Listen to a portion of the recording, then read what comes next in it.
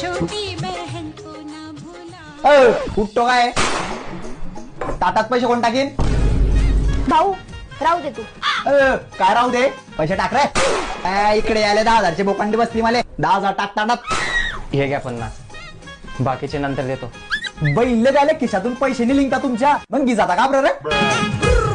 आज वाटली पाहिजे तुले नोकरीले तू. मी नोकरीला थोडी आहे. तू नोकरीला नाहीये. पेढे का त्या बापच्या लग्नाची वाटत होता का तेव्हा? नोकरीला तर काय झालं, मग पैसे वाटीन का तो लोकांना? इथं समजतो तुले मा पैसे नातेवाईकांना वाटते तेव्हा. मग काय झालं? मग काय झालं? 15,000 मध्ये मी काय काय करू?